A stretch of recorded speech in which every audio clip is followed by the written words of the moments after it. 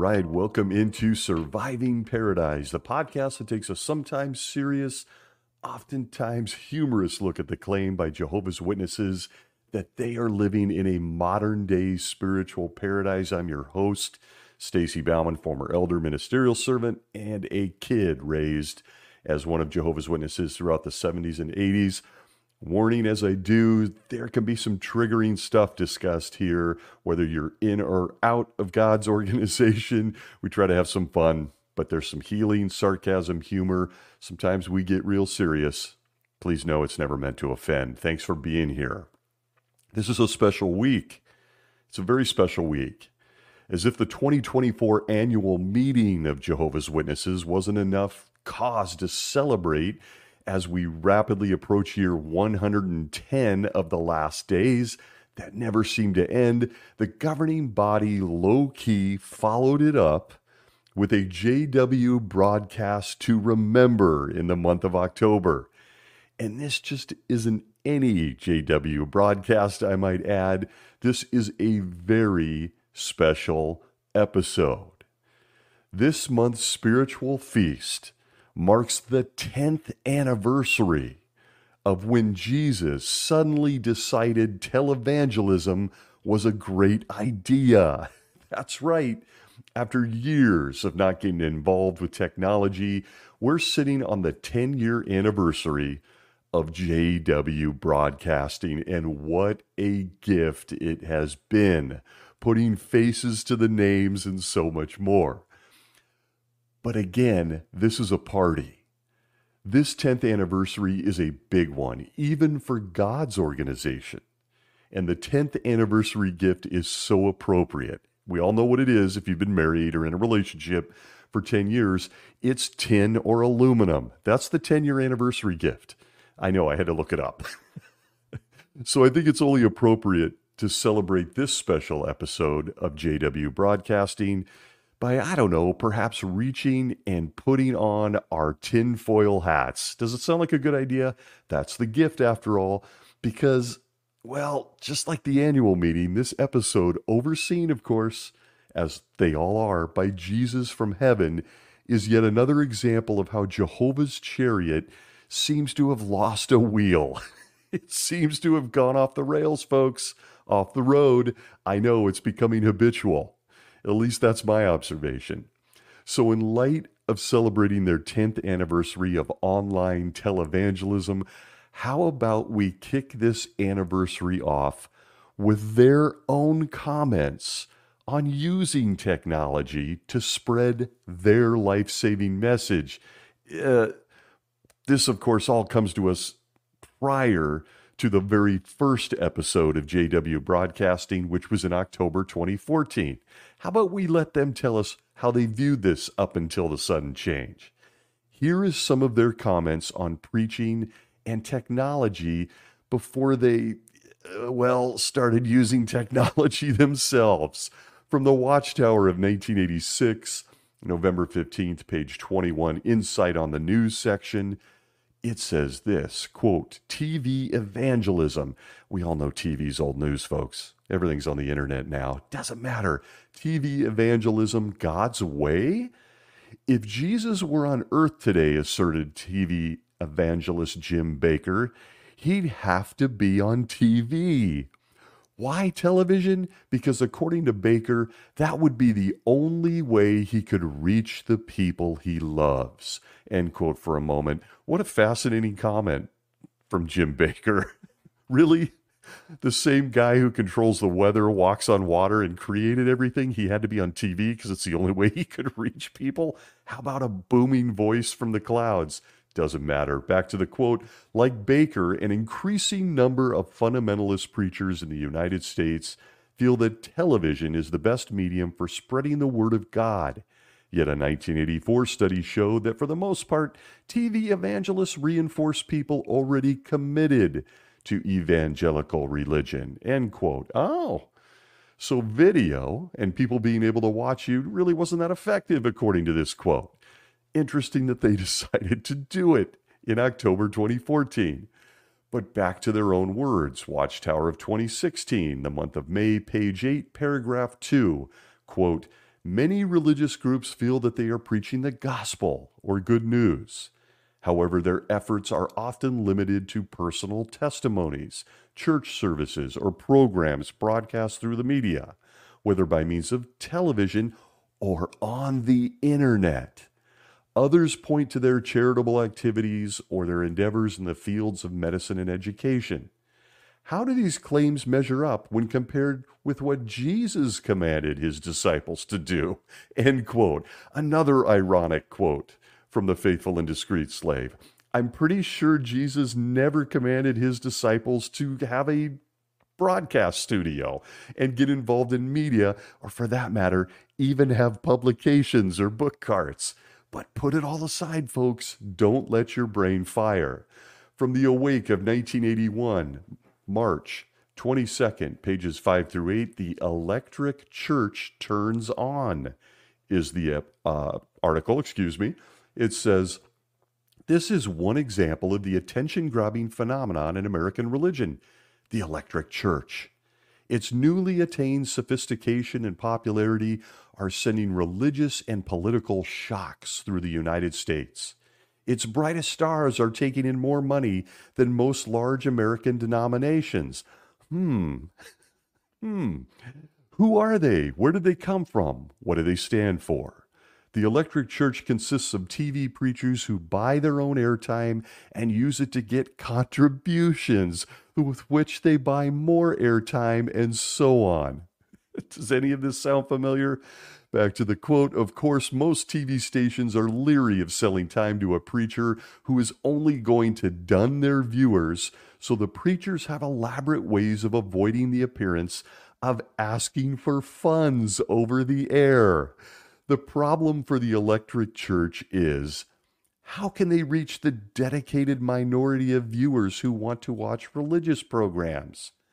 The answer? Revolutions in satellite technology, breakthroughs in computer applications, and the advent of cable TV systems and new over-the-air stations are turning the U.S. into a global village and making it economical to narrowcast to a relative handful of supporters, as Forbes magazine points out. So, what if not everyone wants to watch a religious program? TV, like magazines, can now cater to specialized audiences. Interesting, end quote, by the way. So there it is. They've had a lot to say about media in the past, in this case, television. We know the internet has usurped that role for most people on this planet. Everything is available for free on the internet. But in the past, they said that this wasn't a good thing. In fact, it was a bad thing. Fascinating that we're now here, celebrating the 10th anniversary of them deciding to do the very thing they said was bad.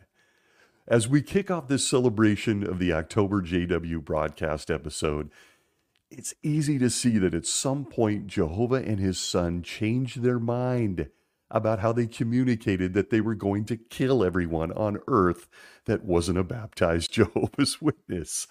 That's the facts, folks. They went from record players in the last century or so. Remember when they had sandwich boards? They flipped the script on all that, and they moved into the constant pressure for Jehovah's Witnesses to drive around in minivans in their neighborhood, interrupting their neighbors' Saturday mornings, handing out their books and literature. Somewhere along the way, in the evolution of how Jesus got his message out, right around October 2014, Jesus decided that walking into a laundromat to leave another watchtower right on the stack of watchtowers that have been sitting there for a year under the film of dryer lint in someone's half-smoked cigarette, well, it just wasn't the most effective way to get his message out anymore. That was old school. I often think that Jehovah and his son must have decided to fight fire with fire. For some unknown reason, Jehovah gave Satan full power over his kids and his planet. And well, let's just be honest, Satan was way ahead of the curve yet again on Jehovah. He jumped him. He seemed to jump all over the television thing early on. And once again, he beat Jesus to the internet. That Satan is crafty. Got that from the Bible. Satan knows his start dates as well. So when the internet came online officially around January 1st, 1983, yeah, he beat heaven to the punch. He beat them to the internet. Remember what the faithful and discreet slave, the same one celebrating this 10th anniversary episode of JW Broadcast, had to say about the internet back in the day? From the Kingdom Ministry of November 1999, pages 3 through 6, was the article, Use of the Internet. Be alert to the dangers. It said this, quote, if misused, the internet can be a means by which Jesus overreaches those who are seduced by its power. Although it may have limited usefulness, there is danger if it is not viewed with caution. Parents especially need to be concerned about their children's use of the internet, end quote. No warnings on how to use fire or driving cars, also which are dangerous. The internet is dangerous because Satan runs it. When you've been given control of the planet by God himself, you usually beat him to the punch. And wow, there's Satan. He was all over the internet when it first broke onto the scene. And while Jehovah's Witnesses had remember the old URL, watchtower.org? They had that website since 1998. They didn't start JW Broadcasting until 2014, giving Satan apparently a 6-year head start on corrupting the rest of us. Apparently giving Satan free domain over the most powerful media tool with nary an answer for, 16 years. Excuse me, it was 16, not 6 years. Apparently Jehovah's Chariot, it pulled over for gas and took a nap in the parking lot, picked up some Fritos from the C-store. I digress. The history in a snapshot of how we got here. It has all changed. We are here to celebrate the 10th anniversary of JW Broadcasting with an episode for the ages. I'm going to say right here and now, I'm not going to be able to cover all of it. But it goes from borderline hilarity to some of the creepiest cultish stuff you will see on their Spirit, powered by Holy Spirit. So let's unpack some of the highlights. The episode, if you haven't seen this, I'd like to say it right from the beginning, go watch this yourself. We dangerous, mentally diseased apostates are reviewing an episode that is accessible to the entire planet. After all, this is how Jesus gets his message out now. So please go watch it yourself. Don't take my word for it. These are simply my observations. The episode begins with a little preview of what is to come and the comment that, quote, we will take a look at how JW Broadcasting has played a special role in uniting God's people, end quote. And instantly, from the beginning, I'm on the edge of my seat. All this time, I don't know where I got this idea from, but I thought it was the Bible that was uniting Jehovah's Witnesses. Or was that exit on the highway we missed a few miles back while speeding along in Jehovah's Chariot? I don't know. But it's JW Broadcasting that is bringing Jehovah's people together. I remember when they actually said stuff like this from the Watchtower of 2023.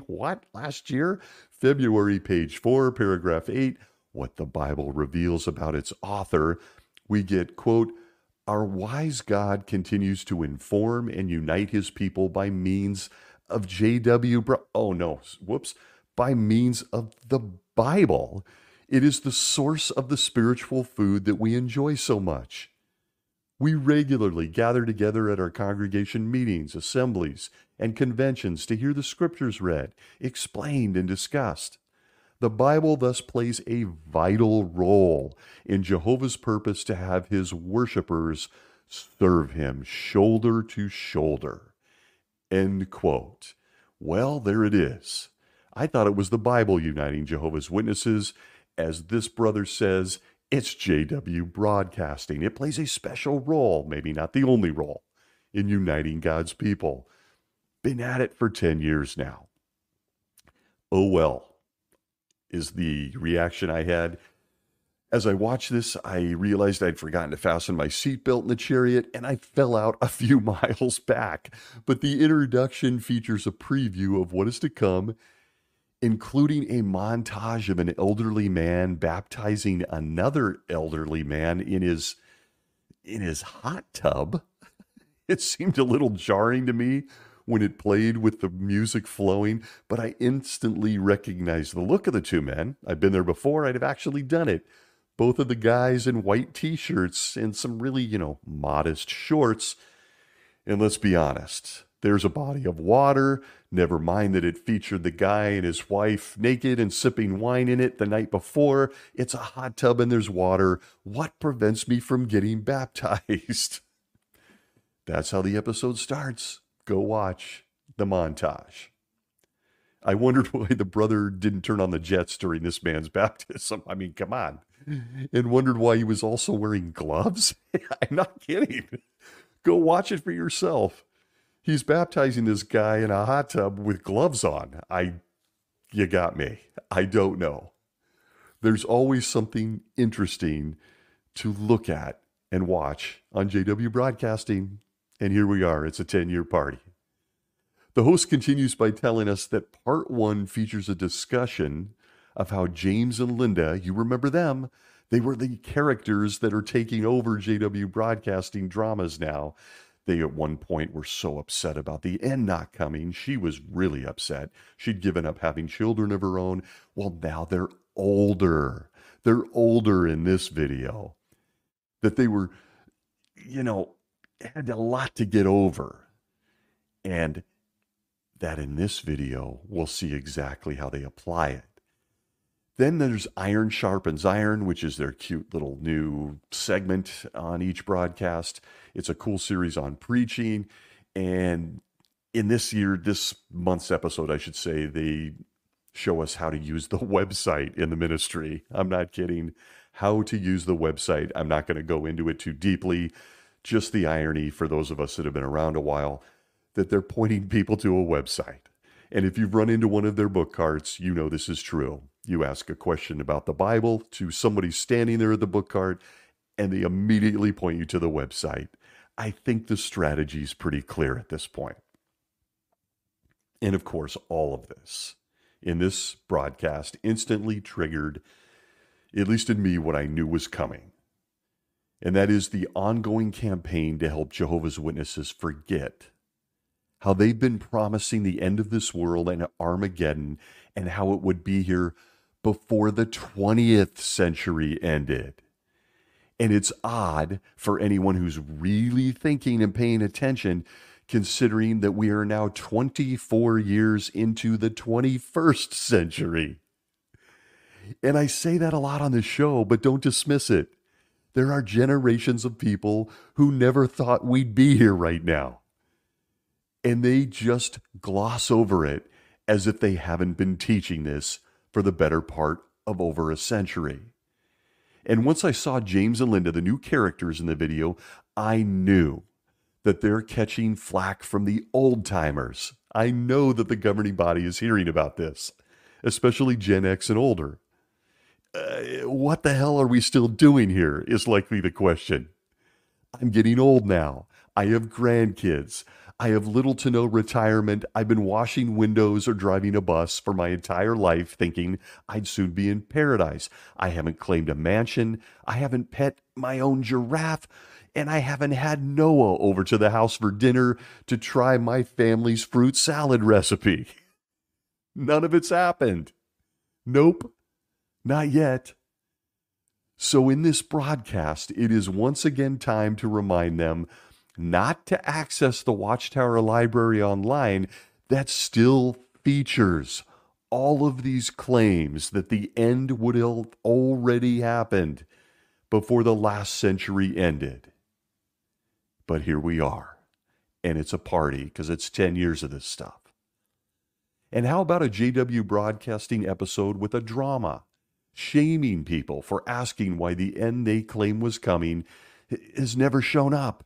And make no mistake, in the drama with James and his wife, that's exactly what they're doing. We will follow that up by continuing our higher education program of teaching Jehovah's Witnesses to respond to each and every question by again pointing them to our website. This organization is very scholarly. I am deeply serious when I say I'm awaiting the infomercials at this point. I'm awaiting the commercials with the music and the URL plastered in our face for 30 seconds. That will soon be part of Jesus' arsenal here on the earth. I digress. This anniversary edition of JW Broadcasting is hosted by someone I don't ever recall seeing before, actually. It's Brother Troy Snyder, who's a helper to the coordinators committee. So he's not quite anointed, but he's in the mix, and that could change, as we've recently learned. I may have missed a few episodes, so Brother Snyder is a new face for me for the most part. He seems like a pretty good guy. He seems like a nice guy. And he's wearing one of those classic 1980s suits that shimmers when the studio light hits it just right. And I immediately was distracted and started thinking about Don Johnson in Miami Vice. But that's another story. Don't worry. I said a silent prayer and I was back on track as I am now. But from his opening sentence, you immediately identify and know what you are in for during this anniversary episode.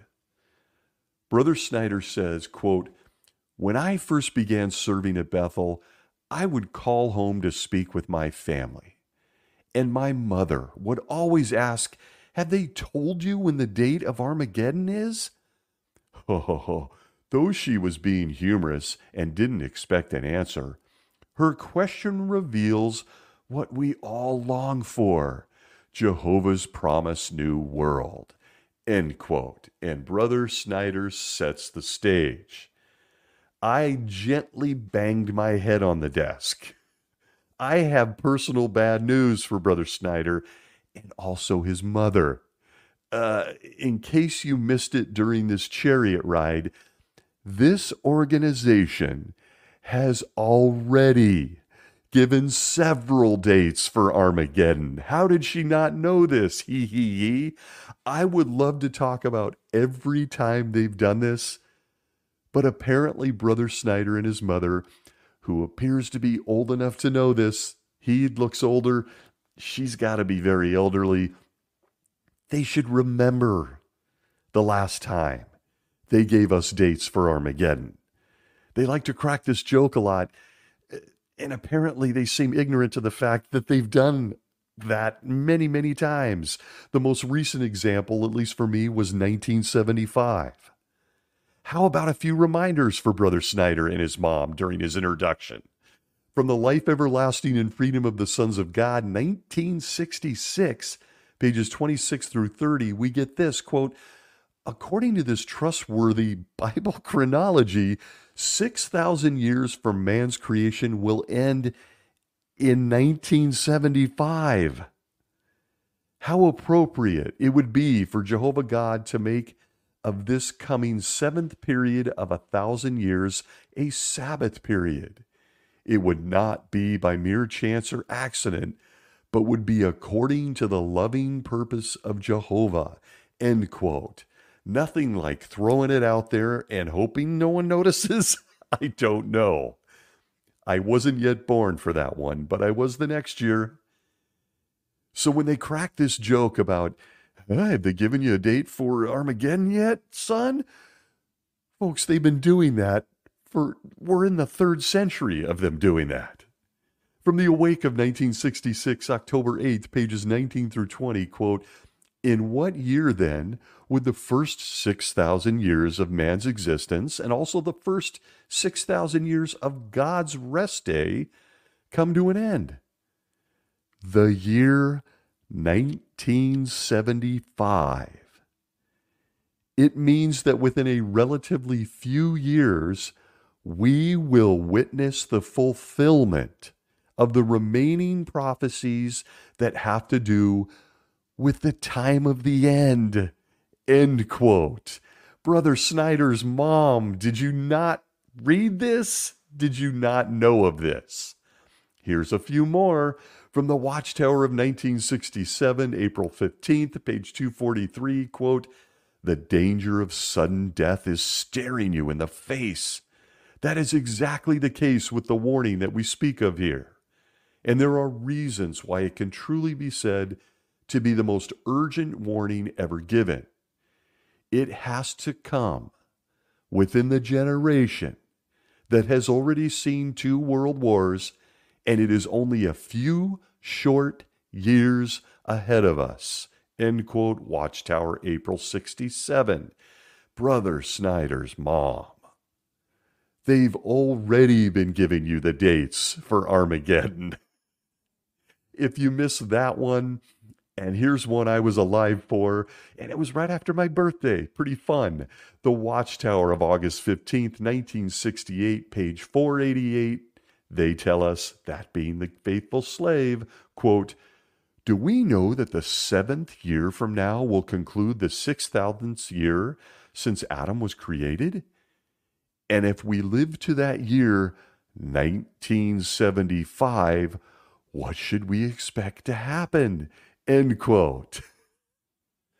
Folks, I mean, why would an elderly woman, an elderly Jehovah's Witness, even be curious about the date of Armageddon? It was cute, Brother Snyder. It was a cute way to open up this 10th anniversary JW broadcast. But where did Mom get this idea from? Where?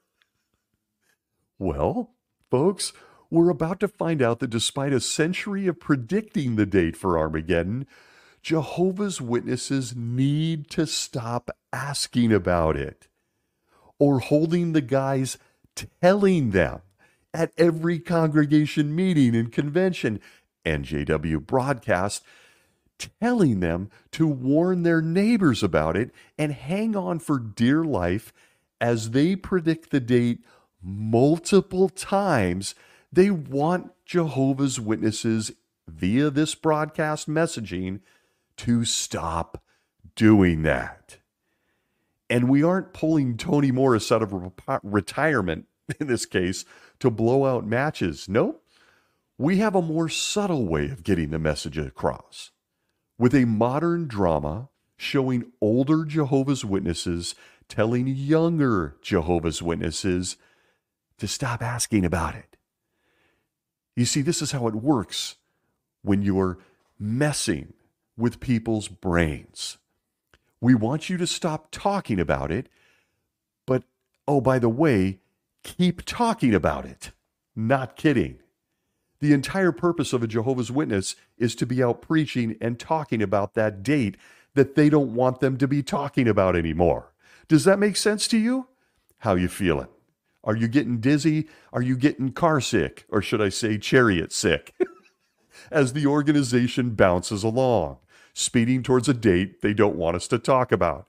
This is kind of like when your parents, take you on vacation, and as a kid, you're sitting in the back seat. Are we there yet? Are we there yet? Hey, are we there yet? Mom, Dad, we there yet? When are we going to be there? When are we going to be there? Are we there yet? Are we there yet? They don't want you to do that. They want you to just come along for the ride and invite other people to get in the car. Or again, the chariot. It makes perfect sense. And it's on full display in the October 2024 JW broadcast. Brother Snyder continues by saying to Jehovah's Witnesses, quote, "Maybe," and I want to say here, again, go watch it, but you can see him putting the emotion, the painstaking look on his face, and all of the, oh God, we so understand. He says, quote, "Maybe, in a sense, you've asked Jehovah that question. How much longer, Jehovah?" Or you say to Jehovah, "I'm exhausted. I don't know how much longer I can keep going. Please, Jehovah, when will you promise? When will your promise of a world of lasting peace, refreshment, and relief from the pressures of this world come true?" End quote. So much emotion in this part. And I know from experience that, well, probably like some of those people possibly listening to this crazy show, you too have asked Jehovah similar things in prayer at one point in your life. Hey, I'm getting real tired. I'm getting real tired. My mom said I wouldn't even go to public school. I'm 57 years old. This has been a long ride in the chariot. And if you ask Jehovah for that, I'm still waiting for the answer myself. I didn't get one. Did you? That's a lie. I stopped waiting. But you get the point. You see, a Jehovah's Witness soon realizes that Jehovah does answer prayers when it involves purchasing new printing presses or building JW broadcast studios, or when it comes to building new kingdom halls, or even when you want two new guys in their 40s and 50s to join the governing body. He answers those prayers. Thanks, Brother Snyder. He's a little more, I don't know, distracted, lazy, uninterested. He doesn't answer cries for help from children or anyone else. And well, despite him getting many prayers asking him, how much longer do I have to hold on? I hate to break the news to Brother Snyder, but millions of people have died waiting for Jehovah to answer that question. Are we there yet? After being told they never would, and you can ask all you want, please do so. But here's a pro tip. He never answers. So when Brother Snyder rolls this out, something he saw as a kid and was taught as a kid by the guys who came before him in this organization, when he rolls this out, just know Jehovah doesn't answer. We're still riding. We're not there yet. But here's something really puzzling. He does continue to have the governing body of Jehovah's Witnesses teach the planet it could happen. We might arrive. This date may come. The world may end any second now. And Jehovah, the same God he says you prayed to, have you told him how tired you are? That guy has been watching them teach all of this to billions of people, some of which still here, some of which are gone, since the late 1800s.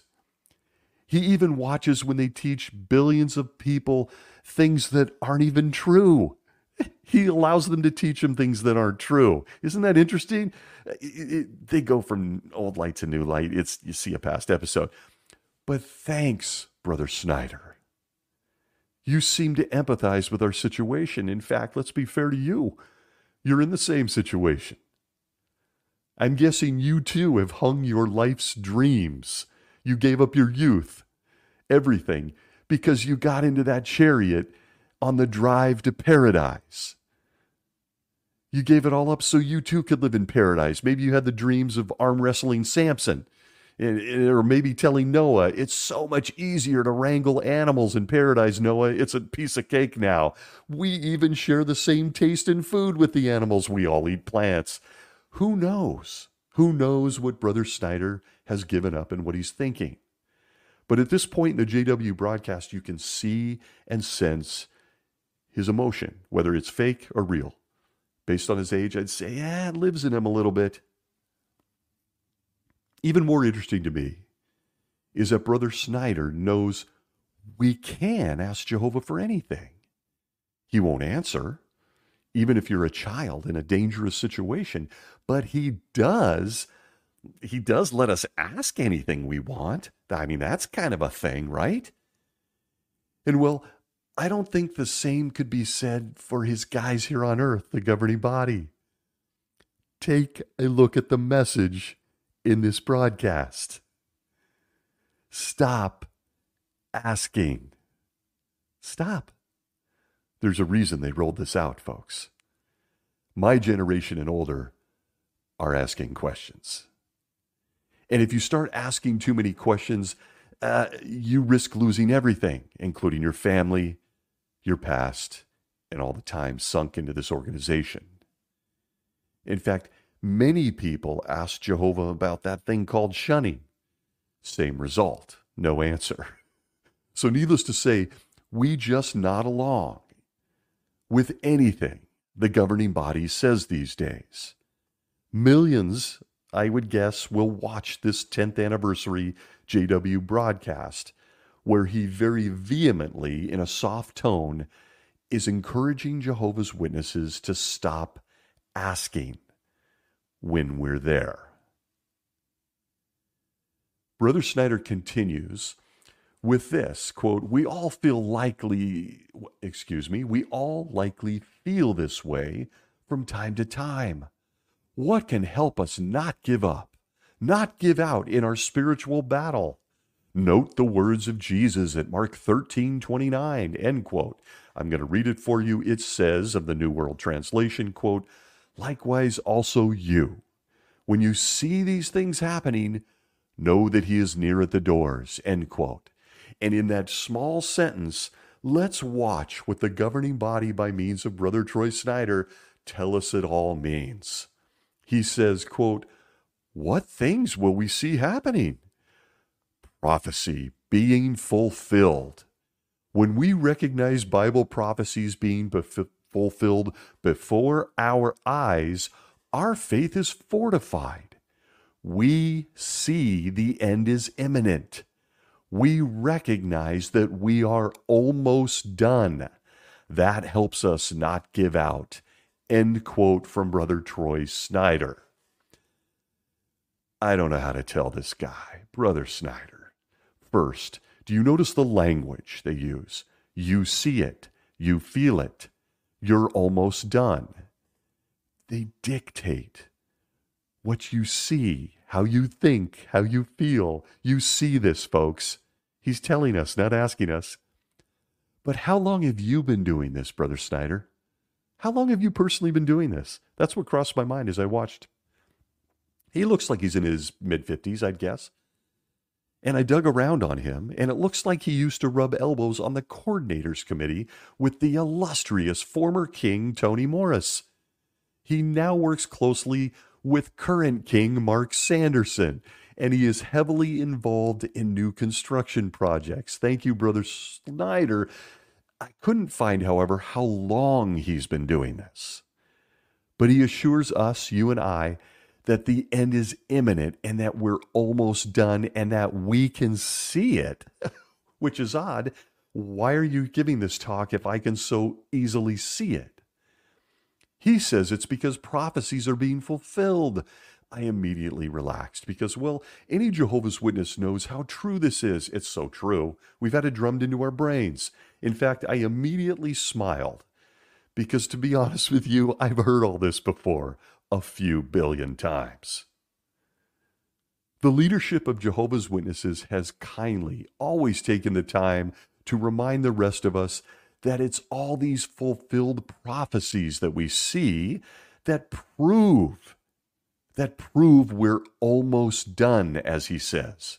For example, quote, in view of this strong Bible evidence concerning the time of the Gentiles, we consider it an established truth that the final end of the kingdoms of this world and the full establishment of the kingdom of God will be accomplished by the end of AD 1914, end quote.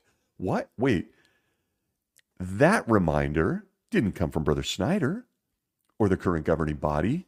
That reminder was given to Jehovah's Witnesses from studies in the scriptures, The Time is at Hand, page 99, which was published and given to them in 1889 and revised in 1911 because new light and stuff, so a few years later. But please ignore the light-altering statement that Jehovah's Witnesses would be entering paradise, no more of this when is it coming thing, in 1914. So again, to Brother Snyder's mom and anyone else who's been hanging on for dear life, they've made a few predictions as to when this is going to end. So this whole broadcast is very puzzling at this point. They just want us to shut up. It's but one of many examples of the reminders that Bible prophecies prove we're almost done. In full disclosure, in preparation of this review, I spent a few minutes looking around for someone from 1911 to ask them if they were tired, like Brother Snyder said, if they were exhausted and praying to Jehovah and asking him, oh, how much longer, only to be told it would all be over in 1914. But wow, I gotta confess, despite my efforts, they were pretty minimal. I couldn't find a single person to talk to from 1911 because none of them are alive. But I'm sure during the publication in 1889, 1911, and then 1914, I'm sure they too, although they didn't have this great episode of JW Broadcasting, they heard from Jesus' favorite guys that they too were almost done. Don't give out. Pray and ask Jehovah. You're tired. We get it. Folks, their game, that being Jehovah's Witness leadership, has never changed. It's the same game. It's the same message in 2024. And has anyone that has listened ever considered the obvious? I'm going to be blunt. These guys, by means of this episode and so many other avenues, it becomes very clear to me that these guys in upstate New York, especially with the appointment of two young ones, they're just waiting for the modern generations of Jehovah's Witnesses to die. They're just waiting for these problems to go away. They're waiting for us to die. The people on this chariot ride for all these decades and years in the 20th and 21st century that they can relate to, or they too are alive, they just want us to shut up. Stop asking. When are we going to be there? They then mothball a few publications and a few references, and voila! No more tired people asking when it will all be over. Are we there yet? Because, well, we're gone. We're gone. Just like the people of 1911, 1914, 1975 in some cases. On second thought, maybe Jehovah he's in on all of this, since he lets them teach it. Let's be honest. Maybe Jehovah's in on this. And he never answers those prayers from the exhausted people that Brother Snyder brings out, right? He never answers. But hey, we've been doing JW Broadcasting for 10 years. This is our anniversary episode, folks. Pay no attention to the content of this video. Let's just have a good time here with Brother Snyder. And as usual, the grim reminder that 0 Jehovah's Witnesses watching this video will likely know just how long they've been pitching this crap. With the disclaimer of, quote, we know you're tired, but we're almost there. Look at the prophecies. Look at that prophecy. Look at that. We're so close.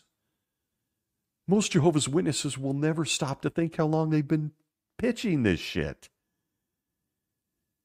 They sure won't know it goes back to the late 1800s. I can virtually guarantee that. Or that they originally said it would end in 1914. Most of us wouldn't be here. They actually leveraged that to say, isn't Jehovah loving? He let you be born. That's how they get around it. For a brave Jehovah's Witness that is listening here today, thank you for being here. But please study this. You don't need me. You don't need this show. You don't need apostate material. Please study this. It's in your library. It takes minimal effort to see what they've been doing. And also a warning, if this is new to you, look, this is going to hurt. It's going to hurt like hell. So be kind to yourself. But Brother Snyder in JW Broadcasting from October continues on these prophecies. Remember, that's the proof that are being fulfilled right before our eyes. He says in the video, quote, what are some of these prophecies? I know, go ahead. I know everyone out there is starting to reel them off. He continues, you're familiar with the prophecies of earthquakes, wars, and the reports of wars, food shortages, and disease, all happening at once. You see these things happening. We see the diminished love of God and the deteriorating attitude of people in general, end quote. And I got to tell you, it's my personality. I immediately honed in on and was disturbed by him telling me what I see. It's one of the oldest tactics of cult-like institutionalized organizations. You tell me what I see, how I feel, what I think. You know what comes next. He talks about how evil people are becoming and how the good news is being preached worldwide in over 1,000 languages. All proofs that we're almost there, folks. Hold on tight. And he repeats multiple times in this video, very assumptively, well, really what experts would call mental conditioning. He keeps saying, you see these things happening. That's a quote. You see them. And in an eerie way, I got the feeling he was trying to talk himself into it a little bit. He quotes several very familiar scriptures about the earth being ruined, global warming, and more. Never mind that there was no global warming when that Bible book was written. It's not important. Don't think. Then he does something I don't think I've ever heard before. He quotes the following scripture, Luke 17:20, New World Translation, quote, on being asked by the Pharisees when the kingdom of God was coming, he answered them, the kingdom of God is not coming with striking observableness, end quote, right from the Bible. And he follows it with this, quote, this means, he's a translator now of Jesus' own words. This means that world conditions during the last days would be so extreme that people would be forced to believe the end is near. How should this affect us? It should fortify us, end quote. And instantly, folks, and maybe it's the benefit of being gone for 15 years and out of the system, out of the spin cycle, you can see him mentally conditioning people with a message from the heavens 11, wanting everyone to just buy in. He goes on, blah, blah, blah. Then he says something really chilling to me. He says, quote, what will help us to do this when we feel so exhausted? In a word, trust. We all love Jehovah. Can we trust that he will always be there to help us? End quote. He reads a verse from Hebrews that goes on a rant that Jehovah has been sustaining us all along. Never mind the people that are gone now. Then he says, quote, whatever trial we have gone through, we can see, there it is again. We can see that Jehovah has sustained us, end quote. Just a reminder, you only trust Jehovah if you obey the 11 guys in New York. Don't forget that. You only demonstrate trust in Jehovah if you continue to just sit here wondering when it's all going to be over and obey them. And that is the strongest message in this JW broadcasting. I'm going to speak for many, many people. Yes, I'm going to include the little people, the children, that know. Many people have not been sustained during any trial that they have faced. That's the claim he makes. You've been sustained during any trial that you've faced by Jehovah himself or his earthly organization. None of them have sustained everyone through every trial. What is the purpose of this talk and this broadcast? Watch it and come to your own conclusion. But why do they feel the need to subconsciously condition Jehovah's Witnesses to keep going for their organization? Why? Because we've been hearing this same messaging for the past 2 centuries. There are people that will watch this broadcast who may even remember things like this. The Watchtower of 1985 from May 1st, page 4, 1985, the title of the article is God Delaying His Judgment? So apparently, almost 40 years ago, same problem existed in Jehovah's Chariot Ride. Same problem. It says this, quote, thus, before the 1914 generation completely dies out, end quote for a moment. Remember, this already is a change available to you in the library. The end was supposed to happen in 1914. Historically, they then changed it to Jesus showed up in 1914. We're still here. Pretty dramatic change. Back to the quote, thus, before the 1914 generation completely dies out, God's judgment must be executed. This generation still exists in goodly numbers. For example, in 1980, there were still 1,597,700 persons alive in the Federal Republic of Germany who were born in 1900 or before. The figure would be even larger had not millions of its citizens experienced premature death during the two world wars. In promising that this generation will by no means pass away, Jesus used the two Greek negatives, o and me. The Companion Bible explains this usage as follows. The two negatives were combined, lose their distinctive meanings, and form the strongest and most emphatic asseveration or affirmation. Only now, at a time when it appears that the generation could pass away before all is fulfilled, do Jesus' words by no means take on real significance. End quote. If you're paying attention in layman's terms, in 1985, they said that the generation of 1914 would by no means pass away, and they even dug into Jesus' use of the Greek and how significant they were to land him the point that the end would come before that generation was gone. People, that generation is gone. This is what happens when you take words from the Bible meant for Jesus' contemporaries, that's I guess, and try to make it fit into the future in the 20th and 21st centuries. The Greek words in this verse were exposed. It was never meant for Jehovah's Witnesses. Those words by Jesus were never meant for this organization. But look, Jehovah's Witnesses are exhausted. They're exhausted. They're so sick of this stuff. Those in my generation or older are coming to very painful realizations, the same ones that the generation of 1914 likely came to.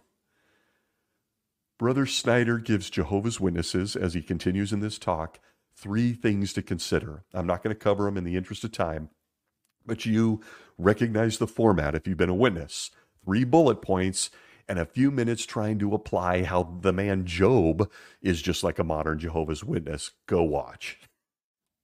But he continues in the talk, quote, when we hear lies about Jehovah, his organization, and those he has appointed to take the lead, we will not be shaken. We will not give up or give out, end quote. And with that, we're getting down to the real message of the 10th anniversary JW broadcast, October 2024. He continues, quote, therefore we remain obedient and responsive to the direction we receive. We never dismiss it, even if it doesn't seem practical from a human standpoint. And end of quote. With that, your cult radar should explode. He continues with trusting Jehovah means trusting his representatives.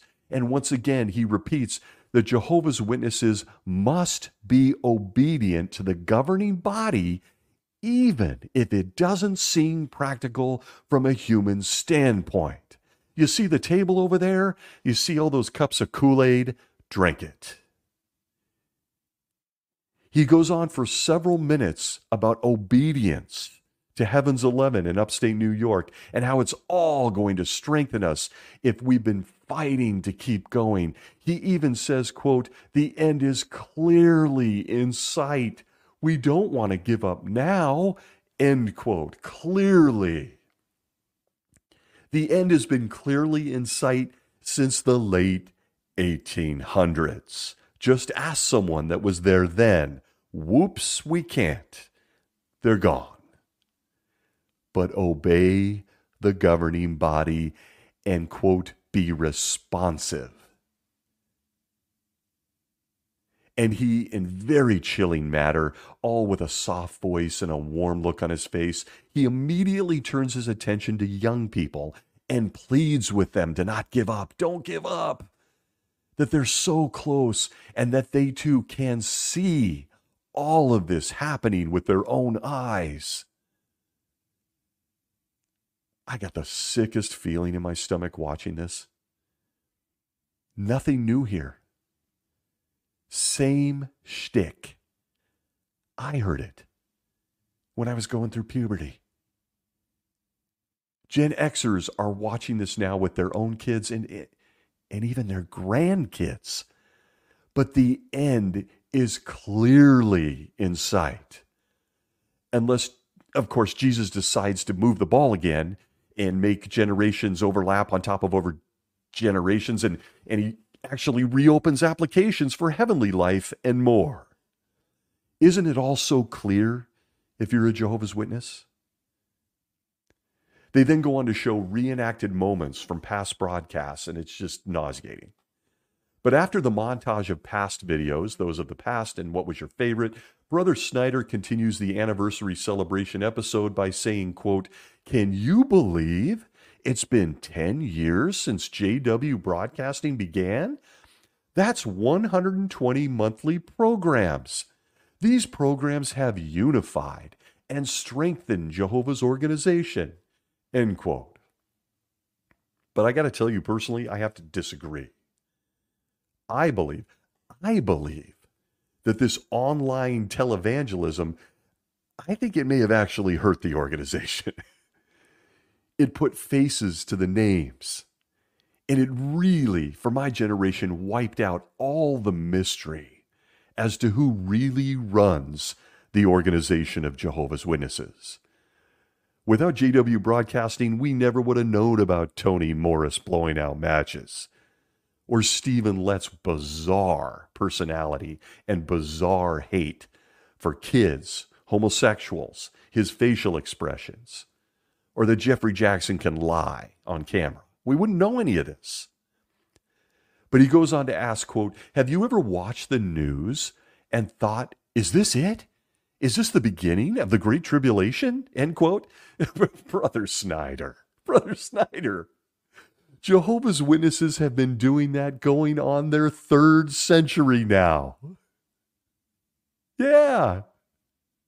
But it doesn't stop him from reintroducing past video characters. You know, they had Jade and Nita. They like to make little personalities now on video. From reintroducing James and Linda, the young couple who have, quote, "learned to change their focus and maintain their joy. And they'll now help a younger brother do the same," end quote. Wait a minute here. You mean these two people are going to help younger people get into that chariot with them and get on this ride? What follows is a video I don't have time to go deep into. I encourage you to, again, to go watch it. But the video features a young brother, young guy, probably in his 20s, maybe teenage years, growing up inside the organization and being watched over by the now famous James and Linda. You remember, they had a video prior to this where they were questioning when the end would come, and they got counseled and they gave up kids and careers, and she got over her depression, apparently. But the young brother in this video for the October broadcast, he falls apart, with the video showing him celebrating his graduation. I'm guessing it was college. Then he's working a boring job in a cubicle. He looks so miserable. He's so unhappy. All because he says, quote, he wanted more. But try not to laugh as he says, quote, when the pandemic hit, I knew the end was close. I started studying again and got baptized just in time, end quote. I had to rewind this 3 times. Young guy, just in time for what? What was just in time? You guessed it, folks. The Armageddon thing. They said it was close in the late 1800s, and it still hasn't happened because we're still here talking about it in the October 2024 broadcast. But this young guy, he got baptized in the nick of time because the pandemic told him the end was coming. The video continues with him sending other Jehovah's Witnesses links to world problems. He gets baptized, by the way. He becomes extremely just overjoyed with his status as a Jehovah's Witness. And he's sending around links to everyone to prove the world's coming because he believes that end is coming any second. And he wants to prove it to anyone that will listen to him. He sends links to the UN and regarding the UN, I should say, and reminds everyone about the cry for peace and security. And immediately, you realize how different this religion has become. Enter our Jehovah's Witness heroes, James and Linda. They're so concerned about him. He's so focused on when the end will come. So they counsel him about being too obsessed with it, that being the end, and when it was coming. Are we almost there, Dad? Are we almost there, Mom? Are we almost there? James tells the young brother, quote, focus on your love for Jehovah, his organization, his work. Take your excitement and direct it the right way, end quote. And it's all so painful. And it's also obvious. The governing body is laying the groundwork for Jehovah's Witnesses to continue their obedience to them. To continue talking about Armageddon, preaching about Armageddon, talking about it, to continue believing the end is coming any second now. But also, don't do that. I'm not kidding. You only have to watch JW Broadcasting in October to see what they are doing to people.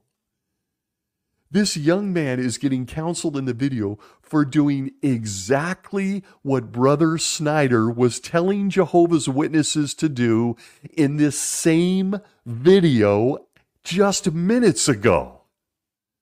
Remember? He was telling us as Jehovah's Witnesses to see with our own eyes all these prophecies happening right in front of our face and to get excited about them. It'll help us not give out.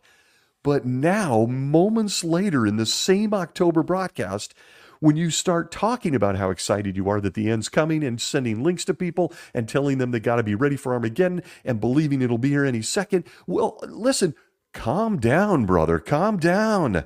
Enter James and Linda. James tells him the end would come tomorrow, or it might take longer, so focus on your love for Jehovah and his organization. Same video. Stop asking us when it will be here. Tell everyone around you it could be here any second. There are psychological mechanisms at play here, folks. A mental health professional would tell you how deeply disturbing this is. And there was a time I thought they were just morons. They're stupid. But this is so calculated now. Anyone with a brain that isn't conditioned by their propaganda realizes what they're doing. In the same talk, the same video broadcast, butted up against each other. In fact, you have to wonder if Brother Snyder himself isn't going, wait, I just told them to see all this stuff happening and not give up. But this little video drama I just introduced told them to stop talking about it. Stop anticipating it. What? Does Brother Snyder not hear himself? He doesn't. And let's be honest with ourselves. When we were in, we didn't either. We didn't either. It's insane.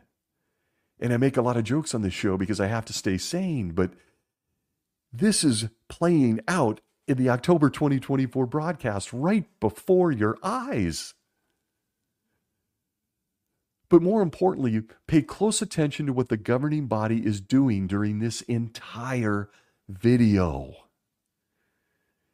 Their message, their teaching to Jehovah's Witnesses is to live in fear of something they themselves have been saying is coming during the past 3 centuries. Live on the edge of that seat. Don't ask when we're going to be there, but buckle up and take a ride. And after Brother Snyder already hammered home the point regarding strict obedience to those Jehovah has appointed to lead them, they're also showing spiritual weakness by actually holding the governing body accountable for what they teach. In a few words, a Jehovah's Witness should obey the governing body because the end is coming. But we don't know when the end is coming, and you shouldn't worry about that. If this doesn't seem practical from a human standpoint, obey these men anyway. Look past the cute opening music, the montages, and the monotone talk. Pay attention to the message. If you're truly paying close attention, you will see that Jehovah's Witnesses are a cult. We can debate when they became one if you want, but they're a man-made organization requiring people's strict obedience even when it doesn't make sense. Drink the Kool-Aid. Put on those Nike tennis shoes and climb into your bunk beds. We're all going somewhere else. We've seen this before. And they're asking Jehovah's Witnesses to do it without questions or expectations under the veneer of a nice warm video. It continues with them interviewing a sister, a woman who gave up her music career. Think of the irony that as this show ends, and more, with Brother Snyder telling Jehovah's Witnesses to focus on the present, even as they print books and tell them to share them with others that are all about the future.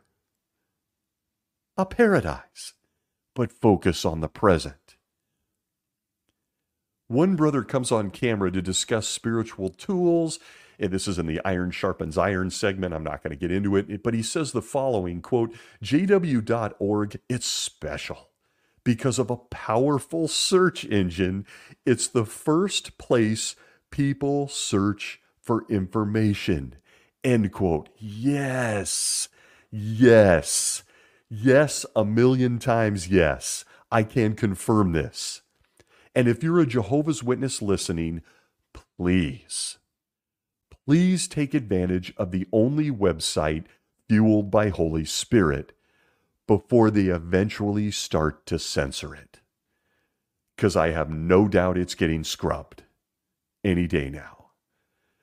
Why? Because your website, not mine, your website, jdub.org, is filled with spiritual treasures that expose this organization for what it really is.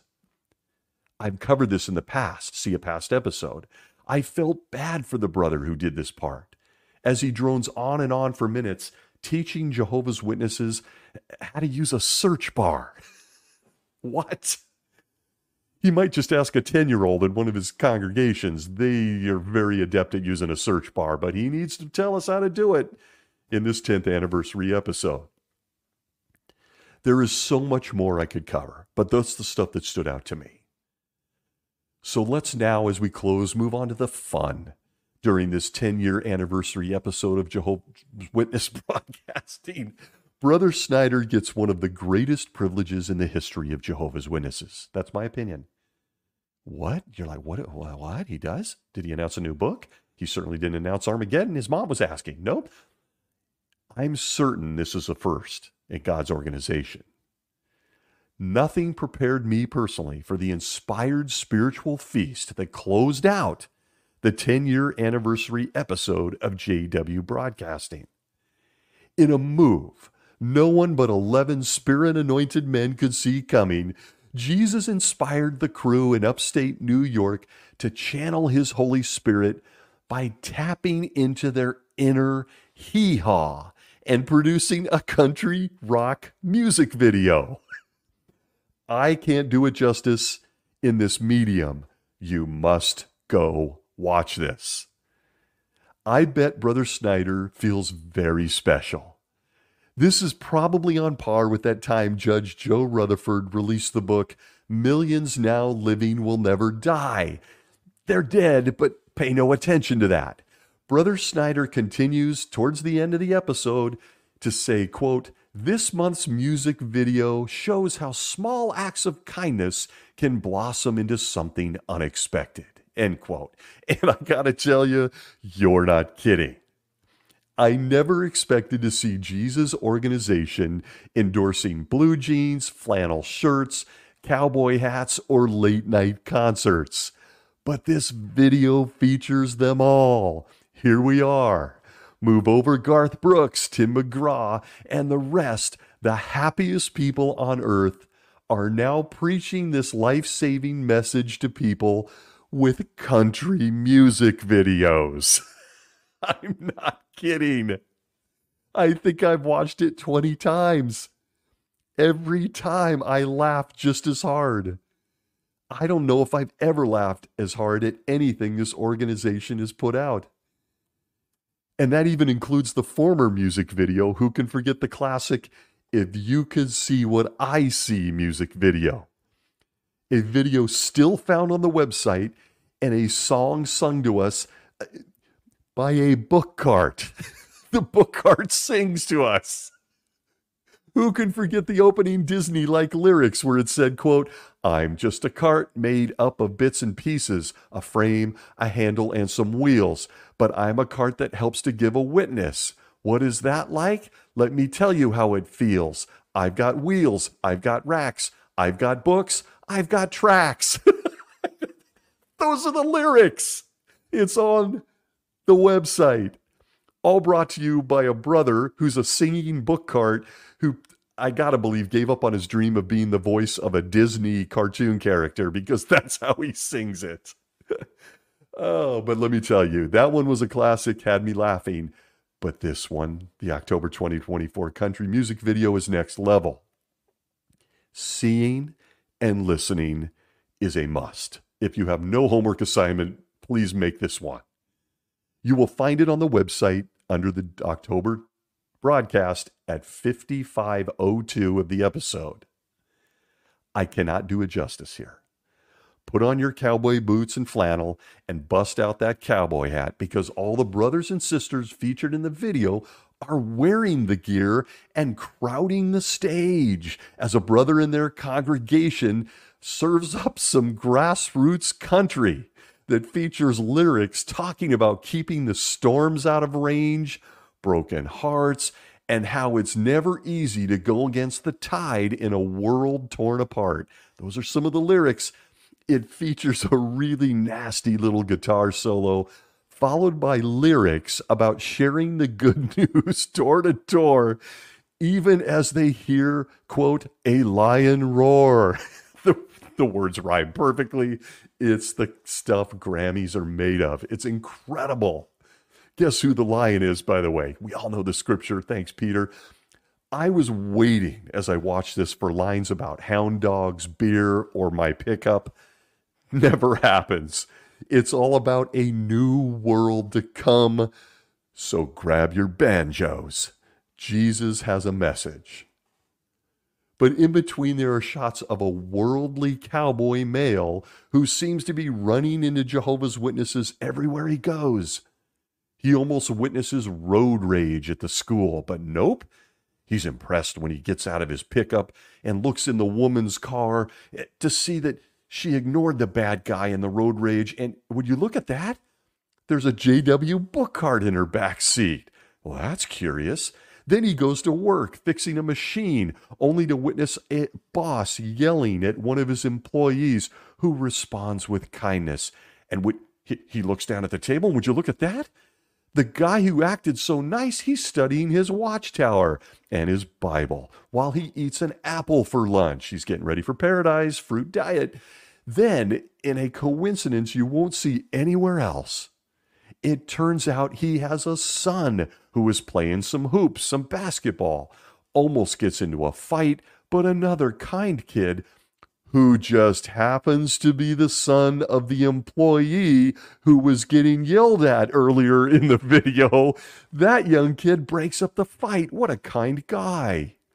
Worldly cowboy father and son are so impressed when they see the same JW father slash employee and son slash classmate out in field service, also, of course, being yelled at by a neighbor who had his bacon, eggs, and college football interrupted to hear he would die soon if he didn't join them. They end up having a Bible study. Fathers and sons together in one big kumbaya. It's male bonding at its best, and in an epic plot twist as the song and video end. Would you look at that? The guy who's been singing to us throughout the whole video and this whole video montage about a new world. Look at that in his sly way. He raises his head and wow, the worldly cowboy guy is now a baptized Jehovah's Witness, and he's in a country band singing about paradise. With a sly camera shot and a raise of his hat, we know this guy. We've been watching him for 5 minutes now. Look at that sly look he gives us. Paradise is coming. And I was listening. I somewhere knew that a lion roared. I can't get over this. I'm going to probably harp on it far too long. Can Jehovah's Witnesses be in bands now? Country bands? We can hold night concerts out in the field. And I got to tell you, I got stories about elder days counseling people in bands. Don't have time. But now Jehovah's Witnesses could be in bands. And look at this guy. Look at this guy. Is he an elder? Is he ministerial? Who knows? He's the lead singer of his congregation country band. And I thought country was debasing. I mean, I thought it was. From the Watchtower of 1983, October 15th, page 13, beware of music that debases. One of the dumbest words ever, by the way. Quote, of course, morally debased lyrics are not limited to rock and disco music. In many lands or localities, there are forms of music that may be quite popular locally, despite having a beat or using lyrics that true Christians may find quite objectionable. Concerning country music, an article in the News and Observer of Raleigh, North Carolina states, honky tonk angels and cheatin'? Men have always played their part in country songs, but never in the history of music have their illicit affairs been so graphically depicted as they are today. Alluding to another trend in popular but immoral music, the Spokesman Review says, women are singing about sex in the night and sex on the dance floor and sex on the street corner. Can such songs be anything but debasing? End quote. Country music, folks. It was a real bad thing at one time, right up there with its friends disco, rock and roll, and everything else. But country at one time was thought to be pretty highly immoral. Go watch this video, please. I'm going to return to it whenever I want to laugh. And with that, there it is. An epic 10th anniversary celebration that features reminders to Jehovah's Witnesses to stop watching their watches or that clock on the wall. Obey the guys in charge at all costs, and boy howdy, get to cutting a rug and singing about that new world that has been imminent since 1878, and don't get impatient about it. Makes perfect sense, boy howdy. But scattered throughout this anniversary party, in all seriousness, was a truly ominous message. Obey the governing body, even if it doesn't make sense to you. What? That's a quote from a 2013 Watchtower, by the way, and he says it multiple times. So this party this week is ending with a reminder from this podcast host that Jehovah's Witnesses are a dangerous man-made cult. I want to thank you for joining me this week. It's a long-winded one. Wherever you may be well.